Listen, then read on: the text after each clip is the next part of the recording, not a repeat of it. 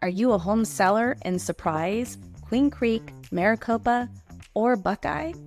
If so, you are not going to want to make these mistakes when selling your home. Because if you haven't heard, you are currently in a buyer's market. Hi, I'm Sandra Chavez, a realtor in the greater Phoenix area. And today I'm going to talk about mistakes that you want to avoid if you're going to be selling your home in a buyer's market.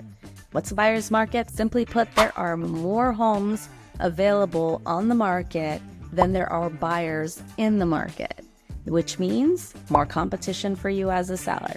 The real estate market across the valley is shifting, and according to the Comfort Market Index, we currently have 4 cities that are in a buyer's market: Surprise, Queen Creek, Maricopa, and Buckeye. So when selling a home in a buyer's market, there are some common mistakes that home sellers make, and I want to make sure you don't make those mistakes.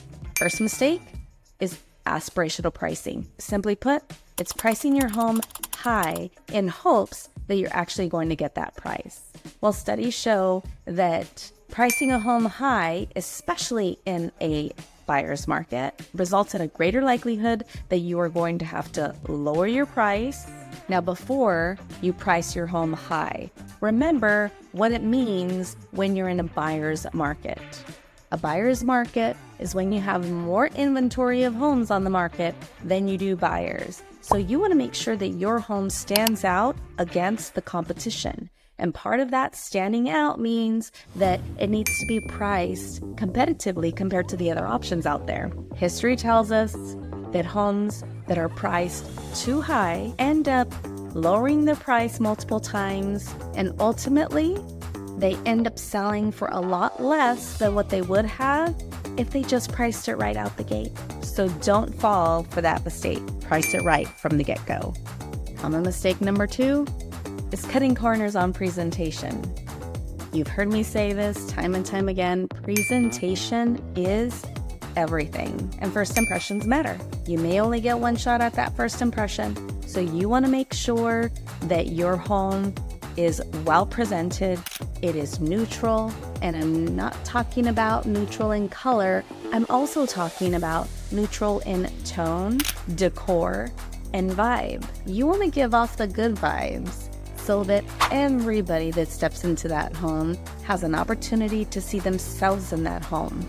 Make sure that landscaping is tidy, the home is clean, and I would even take it a step further and make sure that you pay for professional cleaning to make sure that you're getting in all the nooks and crannies. Mistake number 3 is skimping on photos and marketing. This is so important, and it's a personal pet peeve of mine. Professional photography is super important when you're listing your home, no matter the market. But when you're in a buyer's market, you want to make sure that you are taking every opportunity to put your home in the spotlight, and those photos matter. The photos matter, the order the photos are in on the MLS, the first photo matters, it all matters. So make sure that you're getting professional photography. If there's special things about your home that a drone photo can highlight or twilight photos can highlight, you want to make sure that you get those too. Pools look so good at twilight, so does outdoor lighting, so make sure to get that too. And remember, marketing isn't just about putting a home on the MLS. Marketing is about meeting the buyers where they're at. We once sold one of our listings to a buyer who actually got an ad on their phone for our property while they were looking at memes. Now, that is the definition of meeting buyers where they are at. And when it comes to marketing and photos, I know that you're not the one making the decision. Typically, it's your realtor, but you do choose who you work with, and who you work with matters. So choose wisely. Make sure they have a marketing plan that's going to reach the buyers where they're at, that's going to take professional photos, and that knows how to highlight your property and put it in the spotlight. And that means using social media, video, print marketing, because print marketing works too, and using every medium possible to get as many eyeballs on your property as possible. Mistake number 4 is limiting showings and not having weekly open houses. Limiting showings or not holding open houses can make your listing go stale real quick. No one can buy your house if they can't see it. So you want to make sure that you're making your home as available as possible to the general public.